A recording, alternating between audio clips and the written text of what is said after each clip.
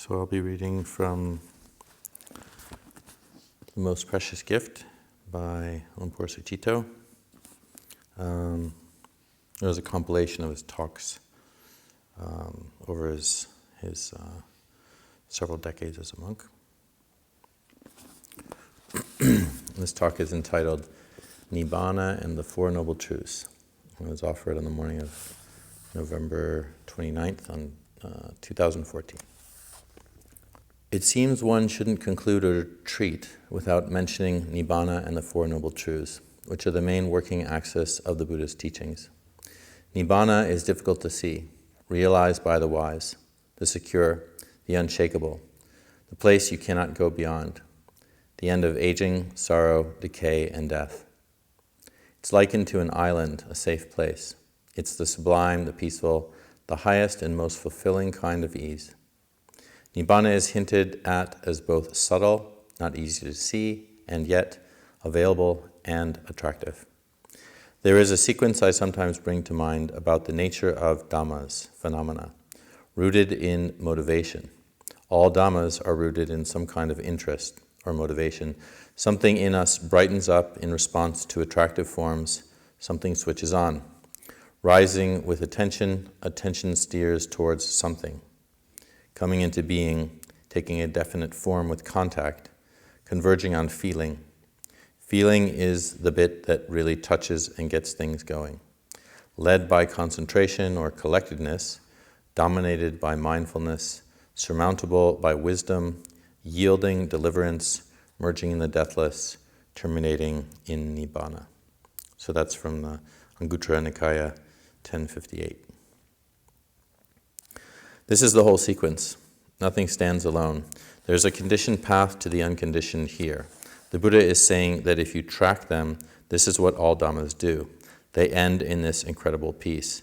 That's pretty jaw-dropping, isn't it? Converging on feeling is the lively bit. When something touches us, where do dhammas touch? Do they touch the skin or the eyes? No, they touch the heart. They touch the citta. We can be quite oblivious to sights and sounds at times. Some sights you see, some you don't. But what touches your heart is where the action happens. We place sati, mindfulness, on feeling instead of on the reverberations, proliferations, and all the processes that get stirred up. It's just unpleasant feeling or pleasant feeling. Things are not always that strong. If you don't know what you're feeling, ask yourself, would I like this to continue or not? If you think, well, it would be good if this was over, it's called unpleasant feeling. Naturally, we have the capacity to endure, and we may think, I'm okay, it's fine, no problem. But that's not the point. We can all manage unpleasant feelings to a degree, but when we feel, it will be good when this is finished, it's an unpleasant feeling. We need to supervise feeling with incredible patience and honesty. This is sublime. This is peaceful, the stilling of sankharas, the relinquishment of the basis of attachment, the destruction of craving, dispassion, Nibana. So this is from Majjhima Nikaya 64, and also from several suttas in the Anguttara. There is a process here. The first thing we come to sense is the stilling of sankharas. Sankharas are the activations, the mental formations, the intentions, the activities that arise depending on something touching us and a feeling of being aroused. The verb to still indicates a calming process, doesn't it? We're calming, soothing, and making less by either deliberately saying it doesn't matter or letting the feeling pass. In the Satipatthana Sutta, the Buddha recommends us to be aware of the rising, the flowing, and the passing. Can you have the presence of mind to acknowledge that something is difficult or unpleasant, open to it, and let it pass? It won't pass if we add more to it, if we keep regenerating it. What is required is a kind of patience, relinquishment, letting go, and also enough inner stability to be able to do that. If we feel calm and assured, if we have what we call the refuge foundation, it could be self-respect, kindness, patience, faith, or confidence. Then we can witness the arising and passing of feeling without snagging on it. Sankhara could be the ripple of, I don't feel I can manage this. How is that? What am I supposed to do with this? Whose fault is it? Or something is wrong with me. I shouldn't feel this way. And we gradually feel okay with that shivering. When the perception, I can't bear it, arises, it's just for a moment. A certain amount of stilling can happen as an antidote, but generally it requires enough basis in inner calm, inner steadiness, inner refuge. We need somewhere to stand, a place from which we can let things run through. This is developed by what we call the samatha practices, which can be anything that helps the mind to settle down and feel comfortable. There's a whole range of them that you can use. For example, metta, mindfulness of breathing, mental recitations, walking up and down, awareness of the movements of the body. There's no particular system. When the citta is held and gradually settles, you can understand a lot about the citta, its jumpiness, its contractedness, its doubting, its turning itself inside out. You're handling it. Relationship is everything. The sankhara process can be stilled with regard to its intentionality, its impulses to do, to become, to have, or to make something out of an experience. And that certainly begins to sweep away what I call the tinder for further sankharas. They'll keep flaring up, but you don't have to get into this cycle of reactivity. This is samatha, and I think it's a big part of the practice. It's certainly something to make use of a retreat for, because a retreat provides such a rare encouragement and support. We really try to hold that retreat space a safe, secure place. Most of the world is about excitement, running, getting stirred up, being annoyed, frightened, going faster, and so forth. So samatha is definitely to be encouraged a lot. It enables your system to come out of its spasms and shatteredness. With that stilling, a more subtle form of sankhara can begin to relax. Another way in which mental sankharas manifest is through the quality of attention. Attention is that which forms a boundary. We can notice this with our eyes. There's a certain zone that is clear, and there is a fuzzy zone around it. The sense bases are held by what you are interested in. Your focus crystallizes around where there is interest. Dhammas are rooted in chanda, motivation, desire, interest. They spring up where your attention rests. From there, things start manifesting. The process of engagement with phenomena begins with attention. Dhammas arise there. Dhammas are the experience of engagement with phenomena. The mind has no natural exterior object. It doesn't see, hear, or touch anything. The subject matter for the citta is its own creations. The citta is likened to a spider that draws silk out of its body to weave its web and then runs around or sits on it. It feels everything that touches the web. If a fly touches the web, the spider feels the effect of that. That's what the citta does in its unawakened state. Because of its intention, it's constantly generating webs. All kinds of things can get stuck in that web. It's shivering a lot because of the number of things that touch it. The web is called attention, and that could be to just about anything. The state of the world, the square root of -1, your knees, your grandmother's arthritis, the emperors of the Song dynasty, etc. In fact, there's almost no limitation to what the mind can create a web around. The citta then scuttles over that web, ruminating, thinking in terms of the web that it spun.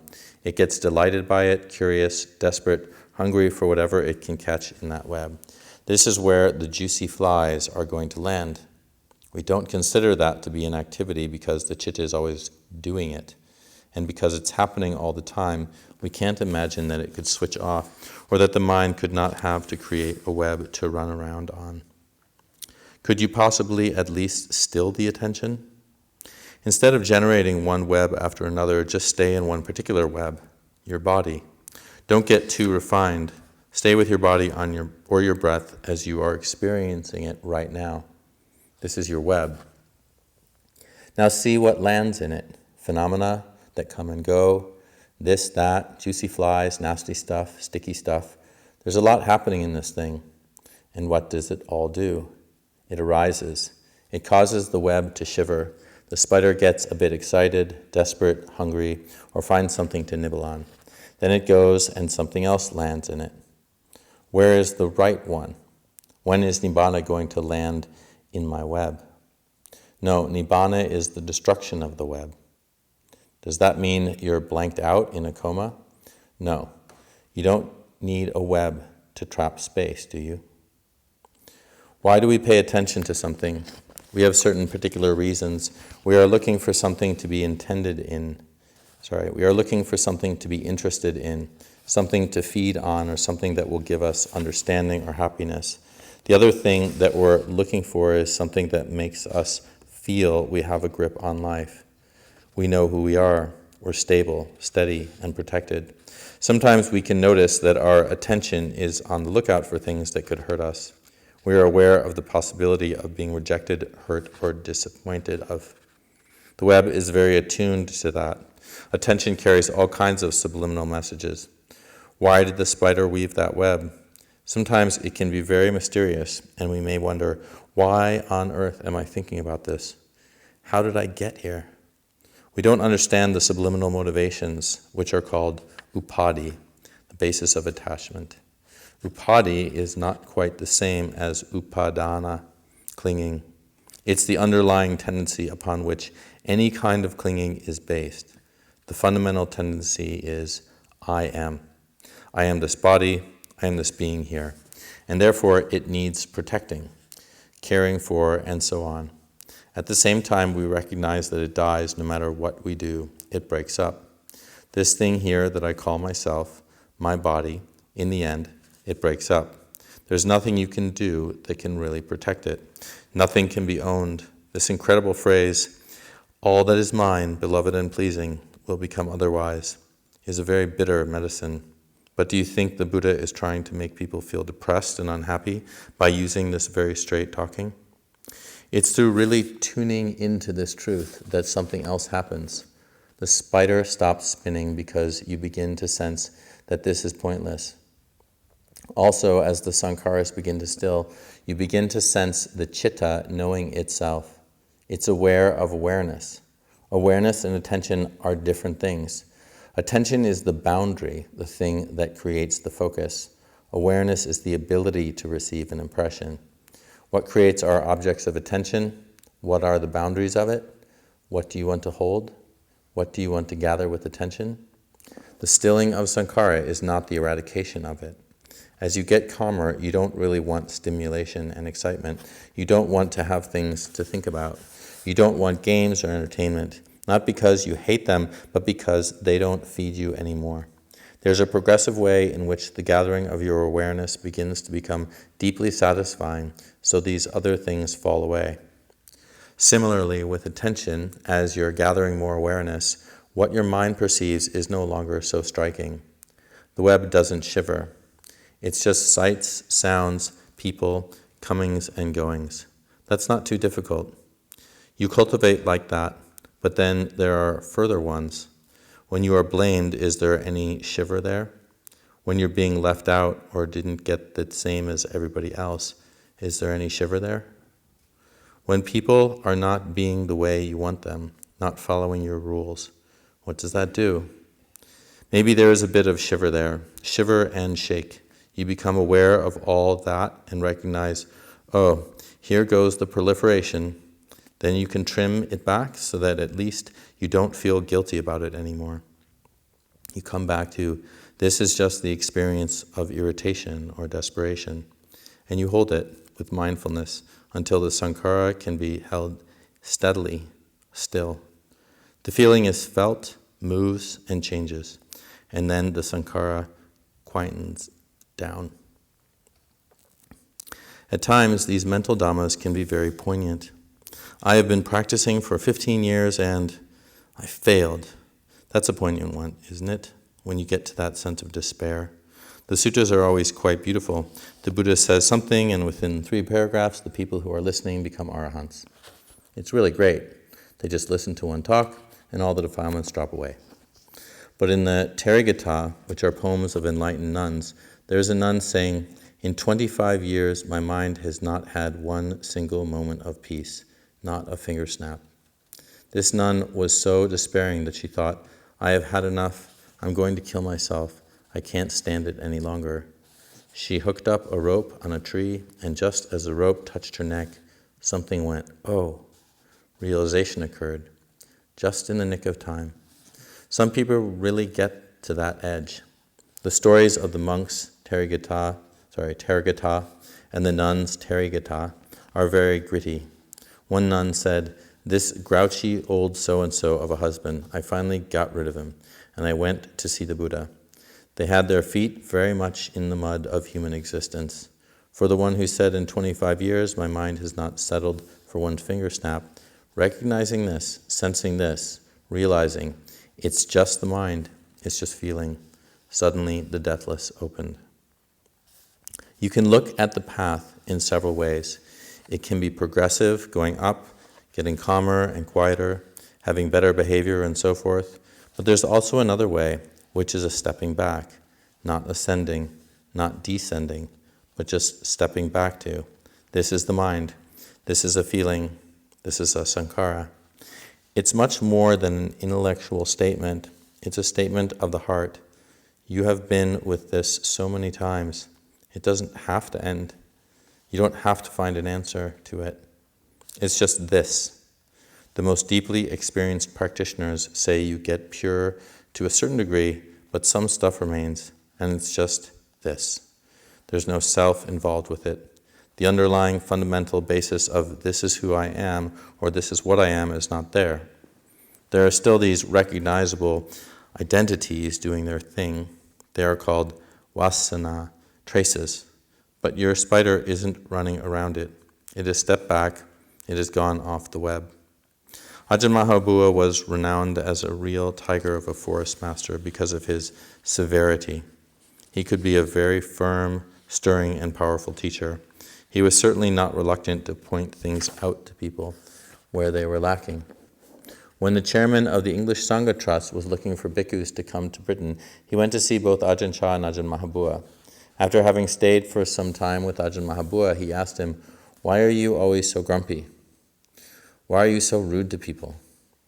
Nobody had ever said that to Ajahn Mahabua before. I mean, you just wouldn't dare to say that to this kind of tiger. Ajahn Mahabua looked at him and laughed. Somebody finally had the guts to present it to him. Then he said, "It's just the way I am." In other words, that's just the way his aggregates manifest. This means we don't need to destroy the aggregates. That gives us some possibility, because trying to wipe yourself out is like the spider running around the web, trying to pull all the silk back into its body. It doesn't go back. The really sticky stuff loses its glue. The gross stuff wears out, and some of it is just there. You have to be somebody. These traces still remain, but there isn't a kind of embeddedness in it. Our attention then remains open to what it is, not just to what is externally, but even to what is internally. This is a very holistic process. Whatever is happening in the mind, there's attention to it. Whether it's a busy mind or a worrying mind, we're knowing it. We see the spaces in the web. When things pass, the empty space is there. Our attention is stilled to the point where it's not rigid and gluey. We relax the boundaries of what we are desperate for or hope won't happen. We allow feelings to arise, sadness, fearfulness, etc. These are not easy, but when we have become more calm and steadied, we can allow some of these very poignant emotions to enter. All of this is generally considered really good stuff to exercise. As you become more steady, you are able to handle conflicting emotions without getting knotted up about them. After all, most of the web is space, isn't it? In the space is the deathless. Things merge in the deathless. They terminate in that space. You could call it psychological space. Realization is progressive. Classically, you have 4 profound levels of realization, but you can take it as just being able to notice and allow an emotion to arise and pass. As it passes, how is that? When the echoes die down, what's that? We could say it is a Nibana movement. The movement unbinds the furthering of stuff. We could say that Nibana is a verb, to unbind, to undo, to release. We need to realize that potential we all have. We all have the potential to let things fade, let things pass without holding on or tangling with them. Nibbana is sometimes called a property or an element, just like earth, air, fire, and water. Therefore, it's as much an element as your skin, your spittle, or your vitality is. It's of the same quality, but it's one you don't discern. It's not synonymous with space, because it's something that has a releasing quality to it. And if we didn't have that, I think we would be completely mad. Unfortunately, we do let a few things pass. All of us have Nibbana'd a little bit early, a little bit already. Imagine if everything stayed with you forever and you got fuller and fuller and fuller of every impression, every thought, and every emotion would be locked in there. Can you imagine what it would be like just at the end of a day, let alone decades of it? We would be bursting. Can you notice the ability to soften and widen? It can be cultivated. Nibbana is not the end of the pathway in the distance. You can imagine the bell rings, the curtains open, the Buddhas cheer you. Welcome in, and here you are after who knows how many decades or lifetimes grinding away. But it doesn't happen like that. Something that can be progressively developed is our ability to Nibbana things. The stilling of sankharas, the relinquishment of I am, I have to be, I shouldn't be, I wish I was, when will I ever? I have never managed, I won't, I will. Although I can verbalize it, this goes much deeper than verbalization. This relinquishment implies the destruction of craving. Destruction is a very fierce word, isn't it? What is it that keeps sticking it all together? The second of the Four Noble Truths is that suffering has a cause, and that cause is tanha, craving. Tanha is not quite the same as desire. Desire can be a motivated sense. When we have initiative, or the motivation to practice, that's not tanha, that's called chanda. We're eager, we're motivated. That's a form of skillful desire, and we can direct it. We have some say over it, we can bring it up. Tanha is something we don't have say over. It has say over us. It's a pathology and an instinctive quality. The word literally means thirst. You can't say, let me be thirsty, or let me not be thirsty. Tanha is a gut-level instinctive feeling sense of, I don't have enough. I need to take something in, kama tanha.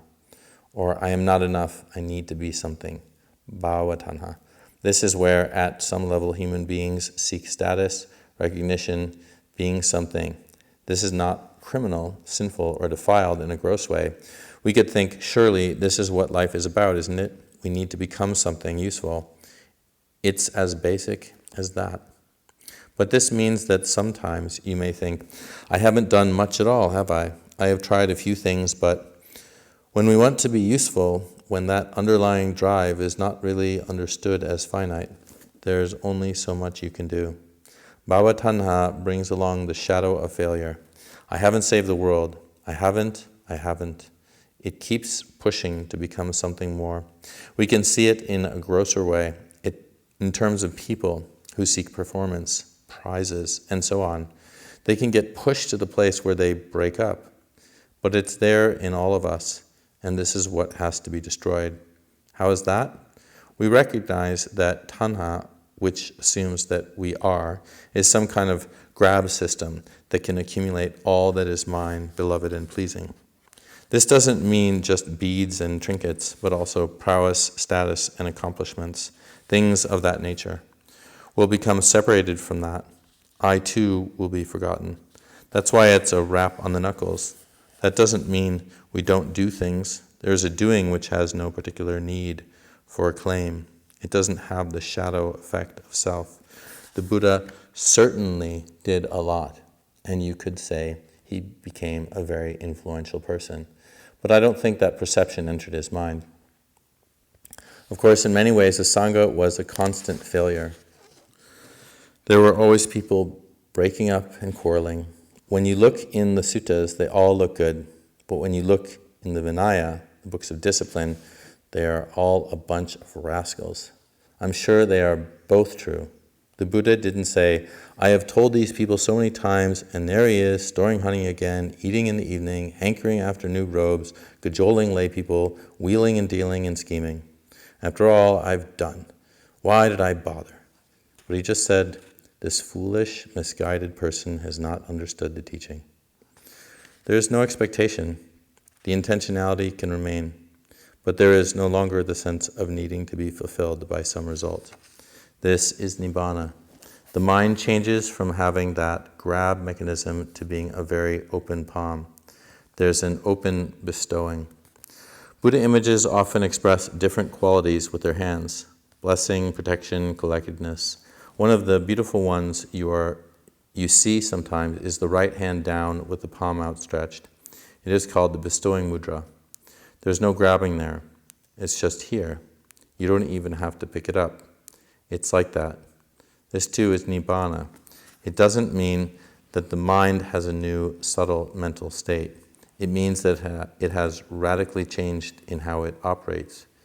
It now has the ability to be completely open with no boundaries to attention. Whatever can be seen, whether it's subtle or nothing, much, noise, people or things, attention does not contract and vibrate. It is stilled. There's a stilling of sankhara, of intentionality. There isn't that urging drive and restlessness. Yet it's not killed. It can rise up when it's needed, and it can still when it's needed. Attention can firm up when it's needed and release when it's needed. That's the way enlightened beings operate, because there's no attachment to sankhara. Nibbana is the stilling of sankharas, the relinquishment of the basis of attachment, the destruction of craving. When we look at the second noble truth, it says kama tanha, bhava tanha, and vibhava tanha. Vibhava tanha is the craving to contract altogether. You don't want to feel anything. You don't want to be anything. It's like a shrinking of being, perhaps to get out of here and find safety. But Nibbana is not the eradication of being. In brief, craving is the fundamental instinct to clench, to contract, either to get hold of or to get away from. Attention can be open but peaceful. The third noble truth refers to the relinquishment of craving. There are no strings attached. The fourth noble truth is the path that makes it possible, the exercises and practices that bring us into correct alignment with the way to Nibbana, the way to realize, the way to open. This must therefore be our ongoing practice. Samatha is really a fundamental requirement. We need to learn how to still. We need to learn how our attention can be less trembly, more quiet, subtle, and pliable. It can then be a beautiful experience. You can firm it up and relax it by using meditation systems that encourage that. Work it thoroughly. Don't imagine that calm means sitting there and going numb. It means you work with vitaka vichara. It's not frantic. It's a steady inquiry. How is this? Until things become quieter. This is an enormous thing to be doing. You feel better. You gain faith in yourself. You realize you do have some say over how your life is, how you feel things. You have a good amount of say in increasing your well-being. Everybody needs that.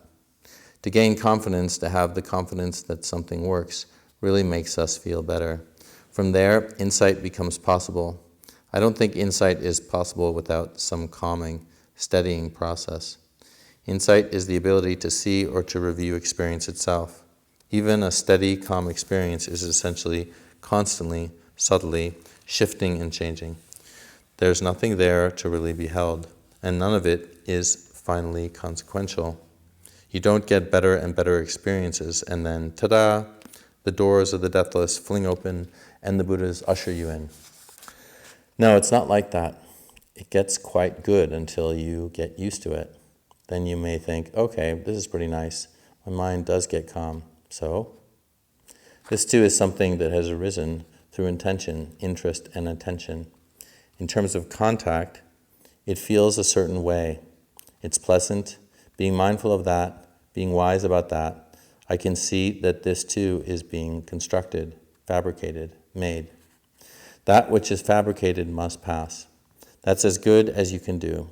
Therefore, ask yourself, is there another movement here? You're not rejecting the experience of calm, but inquiring, who has this happened to anyway? Who has this experience?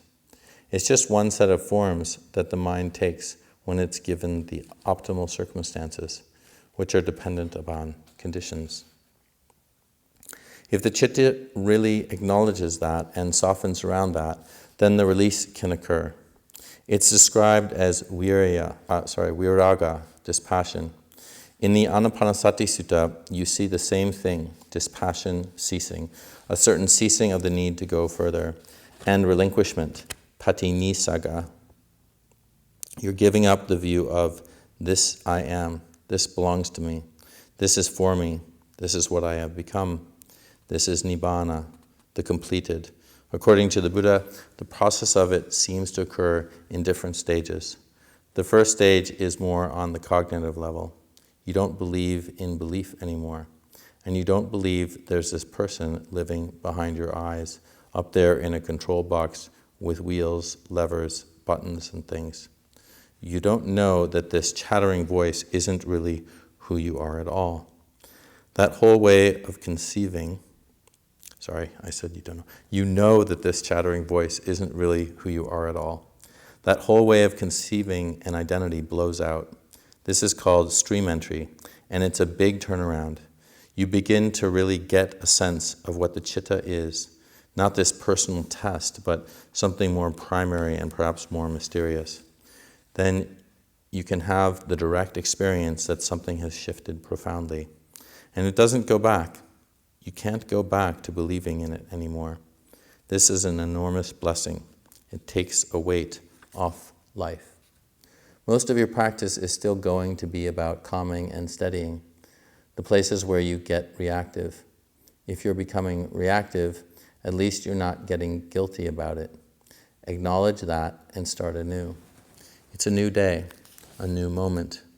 Constantly use loving kindness and compassion to keep wiping the slate clean. Then inquire, how did that happen? What was the triggering for that? Note, really get to know something, be wise. If you understand what the triggers are, the practice is certainly going to extend for much, much longer than the retreat. Keep cultivating. Well, it's a little early, but there's not enough time for another reading, so I think we can end there.